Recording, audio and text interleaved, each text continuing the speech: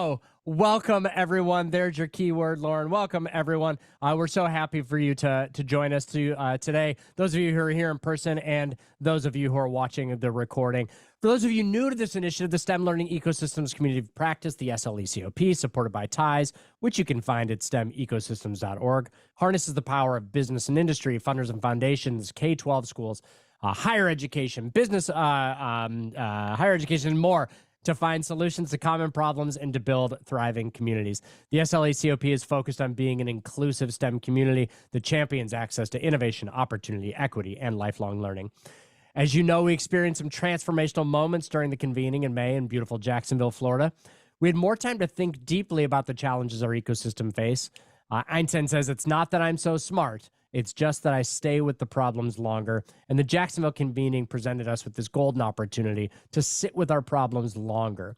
We found out along the way that we weren't sitting alone, though. Meeting rooms were filled with leaders in the fields who are interested in these same challenges that we are facing. And it gave us this really great opportunity to collaborate and begin to solve those problems.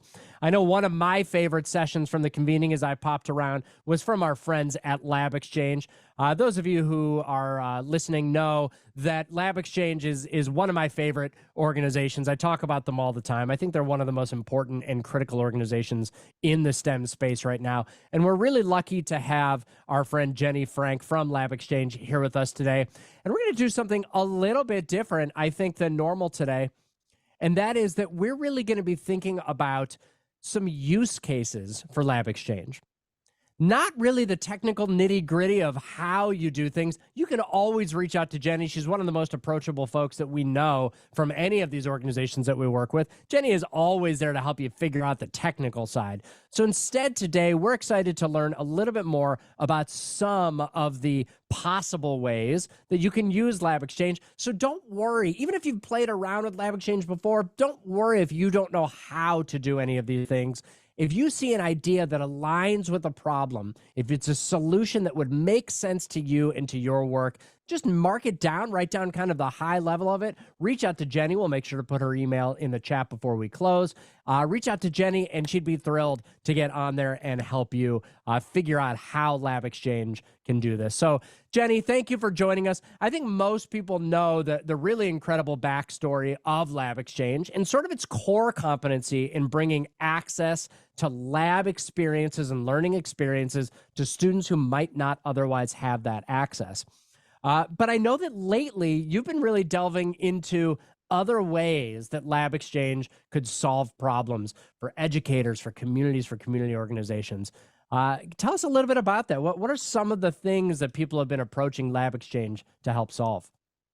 Well, I completely agree with you, Jeremy. Obviously, LabXChange got its start as an incredible resource library offering free digital content and collaborating with other just genius entrepreneurs and other creators that believe in a similar mission to ours, which is that everyone everywhere deserves equitable access to free, high quality science education. But lately, what we've been kind of trying to do is not only celebrate, this great collaboration and collection of resources, but also to help organizations that have, like-minded vision with ours, to help them to celebrate their successes, to tell their stories, and to leverage our platform to be able to do that. Again, free, accessible, and available to not just a US audience, but a global audience. That's awesome. So I know that there are a few different people who've reached out to you. Kind of tell us about the problems that they're facing and how LabXChange is able to solve that. Absolutely. So just to make sure that everyone is on the same page, obviously LabXChange is a global science classroom, and we are free because we have generous sponsorship from the Amgen Foundation. We are created through Harvard University. And again, our belief is that everyone deserves access to high quality science education. No matter if you are a learner or an educator or an organization like we're going to learn about today.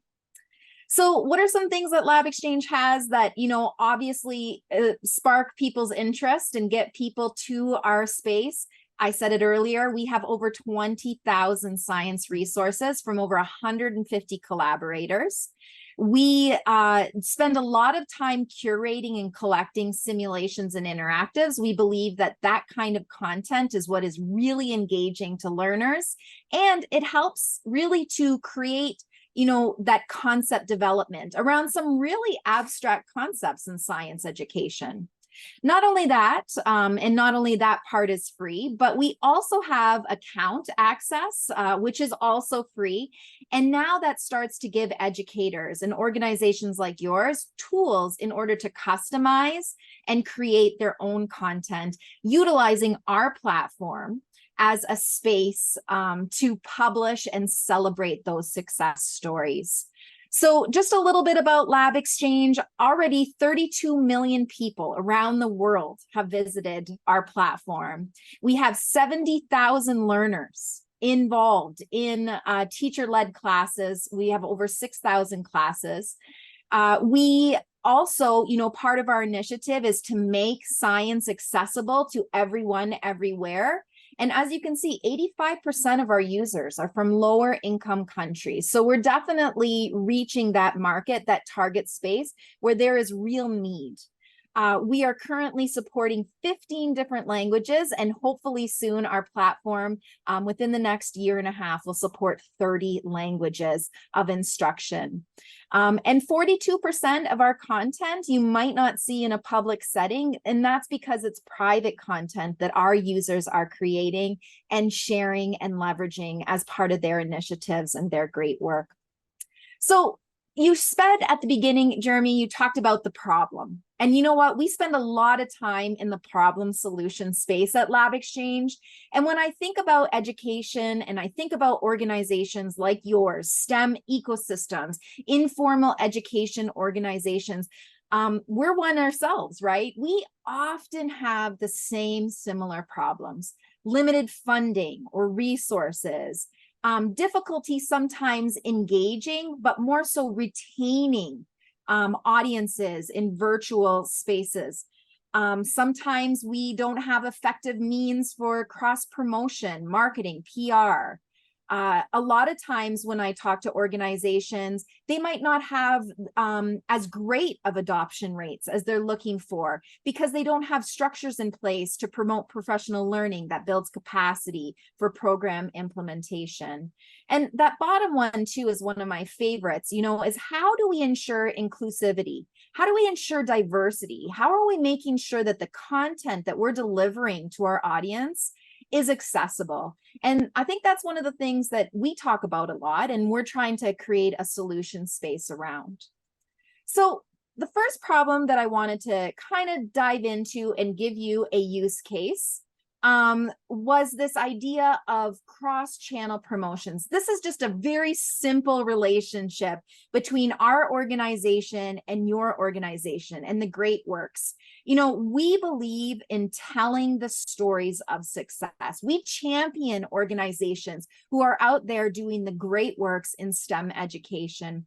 The example that I'm showing here is from the Atlantic White Shark Conservancy, and what their mission is to support scientific research, obviously, but to inspire, right? Not just learners, but all people to want to think about how they can play a part, an active role in conservation, especially around the white shark.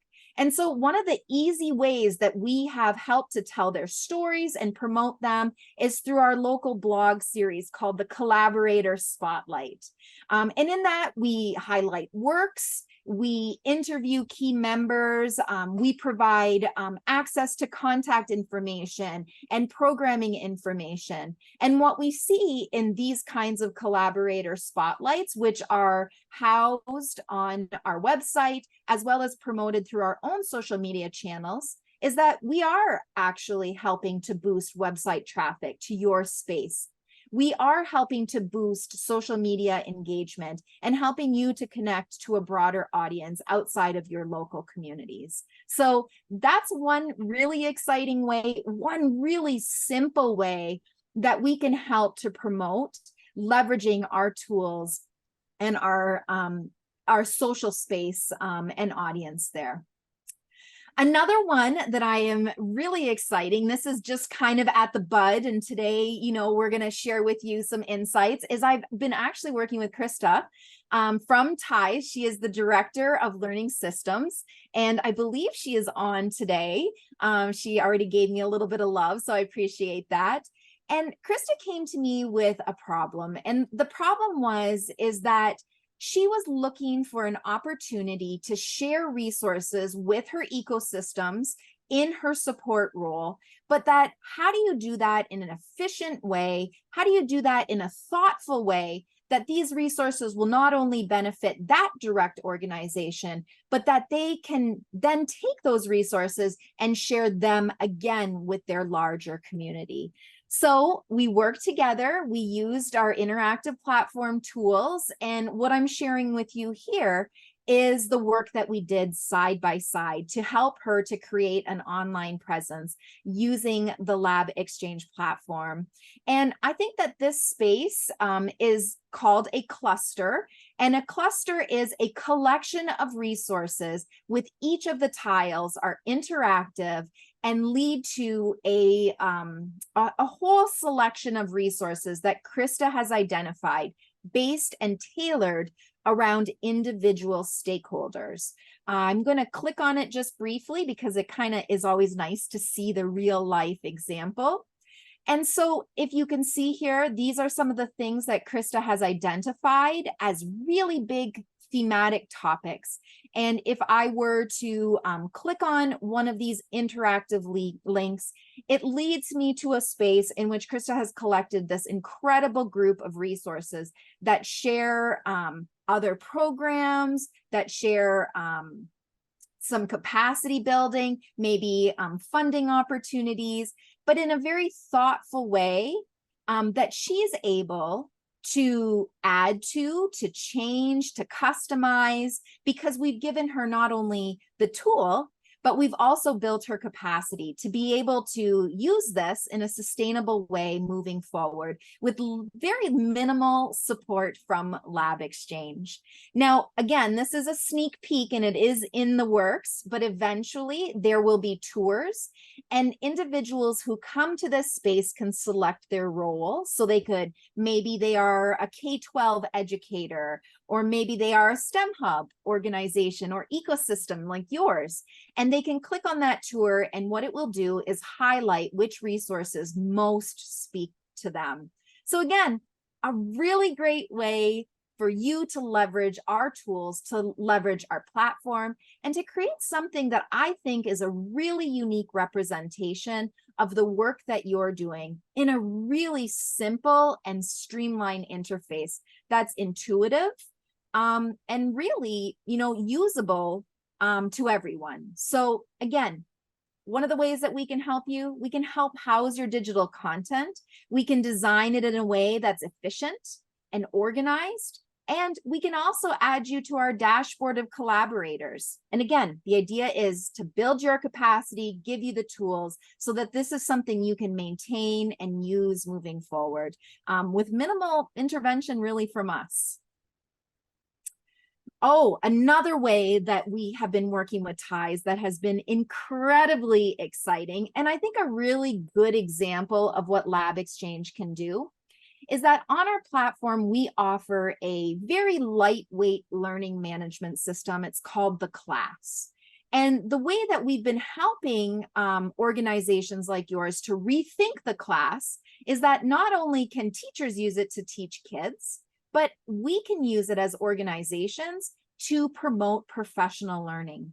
Just recently, we had an opportunity to work with our team at TIES to create a class all around a professional development institute that they were providing. You can see here that we have an incredible group. And they are doing such good work of sharing resources and developing discussions to talk about those resources, which we know is an important part of capacity building, right? not only are we thinking about program implementation and teaching teachers and educators and other individuals how to use the programs and resources that we're creating, but we're also building that community where they can ask questions, they can find support, they can synergize, right? And build off of the great works, giving you feedback, examples of good success of that implementation. And again, a really seamless tool that we have been helpful in building that community in an asynchronous way, which is one of the things that is great because we know that everybody is busy, time is precious. And so being able to find that community and building our capacity as learners and STEM providers in our own time, when it's just in time, is really efficient and effective practice. Oh, this is probably one of my most favorite. This is another new opportunity, but a way that LabXChange can help support you. Most recently, we have connected with Dr. Tom Akoya. He is the lead convener of Kenya, the National STEM Learning Ecosystem in Nairobi, Kenya. And we've been working with TIES Noah Russ. She's the Director of International Engagement at TIES. And what we have been doing here is developing a joint teacher ambassador program. So when you think about, what I was just talking about with engaging educators, is that we are more than excited to be able to partner with you and use your educator community, those educators who are passionate about STEM, who are interested in learning more and implementing your program, and to work together to develop and grow a community of engaged users, not just in the United States, but all around the world, to not only use the resources that you're presenting in your programs, but also to champion LabXChange in their local networks and community. And what we're discovering is that these kinds of opportunities are really those spaces that we are able to tap in to these audiences that we're trying to reach, right? The educator and learner audience. We're really getting great stories around their expertise and experiences in STEM, and then turning that around to encourage them to be advocates of really transformative teaching and learning in the classroom through the best practices and the great works that STEM ecosystems do all over the country and all over the world. So I am really looking forward to this project. We just had a kickoff meeting last week, and we are looking forward to a 6-month program where we are going to be creating some really engaging lesson plans on LabXChange using our content library, and then building the capacity of those teachers to be able to go and to turnkey that to other educators. Again, with the idea that this is a free platform with high quality resources that really promotes student engagement. It brings up ICT skill sets, and it puts learners in charge of their own learning, which to me is what STEM is all about, right? It's about building learners' voices, building their experiences, and just igniting that passion to want to pursue STEM, maybe as a career, but also to just appreciate our natural world. And here's a picture of our team from last week, and me with my goofy hi. I don't know, I do it every time, I can't help it, but just really a great program and a way that we can support you.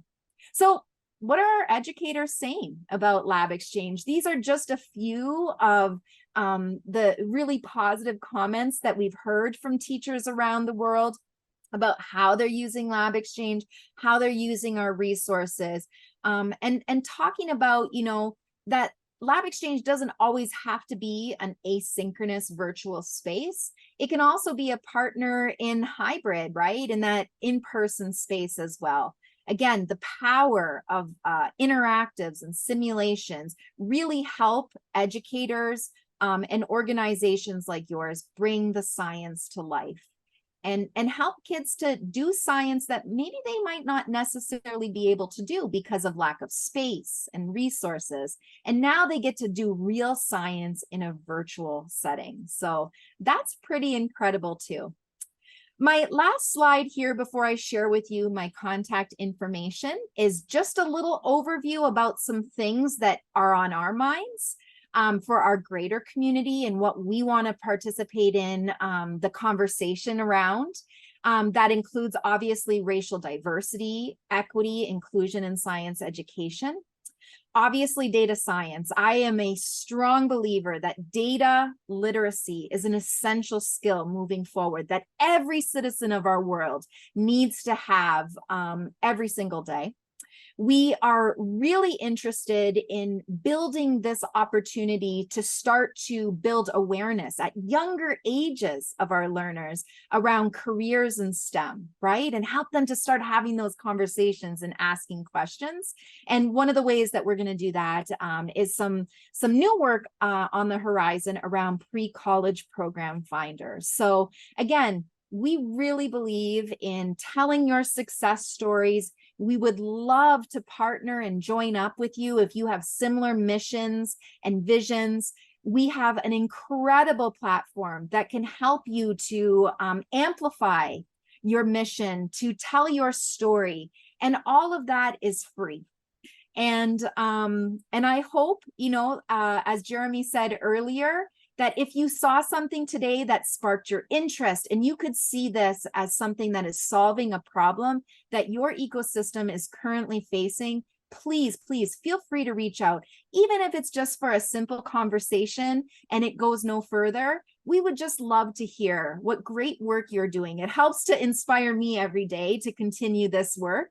But if there's something that you are interested in and you want to see some potential, rest assured that we are here. We will ask you the questions that need to be asked. We will support all of the goals and initiatives that you want and are part of your community of practice. We'll give you the tools and the training and we'll set you free, right? To inspire the world and really just engage learners and educators everywhere to really value and be innovative and creative in STEM education. So that's pretty much all I wanted to share today. I hope that I left a little bit of time for some questions, if there are some questions. You did, and if there are any more questions, go ahead and put those in the chat or raise your hand. While we're seeing if anybody has that, Jenny, Ellen, our friend Ellen was asking kind of specifically. I think she was referring to what you did for Krista. How do people interact with that? Specifically, can they search for content within that design, number one? And is there a way to notify them of changes or additional resources and documents that are added? Absolutely. That's a great question, actually. So what's really great about our platform is that we have spaces that are public and we have spaces that are private. And we'll work with you to, determine which are the best for whatever, your initiative or your goals are. So in some cases, the public resources are easily searchable, not only by subject tags and content tags in our library, but we can also search by source, right? By organization. So when we do create organizational dashboards and pages, the modular content appears in our library, but on each of those modular content, it relates back to the organization. And that links back to this public space that promotes and shares, links and resources, as well as all the public content that they're looking to upload in that space. So again, the notification with the updates, absolutely. So in Krista's example, she made a class most recently and she did a couple of changes. I happen to be a participant in her class and I just got a really simple email letting me know that she had made some changes in the class that encouraged me to go and check it out. And again, I can simply turn on or turn off that notification. Discussions, same thing. I can follow a thread, unfollow a thread. So a lot of flexibility. But one thing I just want to point out is that sometimes ed tech can get really complicated, and that is never our intent at LabXChange. Sometimes I know that users reach out and say, why don't you have this bell and whistle? And I just always kind of remind people that our intent is to provide an intuitive platform that has just enough to really spark conversation. And at the end of the day, it's about the topic, it's about the success stories, and it's about the conversation. And that's what we're trying to highlight. It's one of the things that I really love about LabXChange is that you're very thoughtful about everything that's added. And that doesn't mean that other features aren't added in the future. So I always mention that to folks. So people listening, if you see something that would be really useful, bring that to Jenny's attention. The nice thing, they're kind of that right fit size LabXChange, meaning that they're big enough that I'm not afraid of it going away in 6 months, but they're small enough that you can actually reach the top people. You can reach the developers, and you can sometimes get things. We've gotten things into the roadmap before through discussion. So Jenny, we really appreciate you joining us for this follow-up today. You're always very helpful, and I love learning from you. Everyone here, Jenny, if you wouldn't mind dropping into the chat your email address, please feel free to reach out to Jenny at any time. She's always very, very responsive. So we're trying to keep these things a little shorter because everyone's Zoom burned out. So that's it for today. But stay tuned for our next webinar on September 14th at noon Eastern Time. We'll hear from Dennis Schatz about the solar eclipse doubleheader coming up in the next 6 months as he shares tools to use this phenomenon to engage students in your STEM learning ecosystem. The remaining back-to-school webinars that we have, that double solar eclipse coming up next, September 20th, Hispanic Heritage Month, October 17th, Ruth Farmer and the Last Mile Education Project. Thank you all for joining us today and giving us your time and your attention, and we will see you all next time.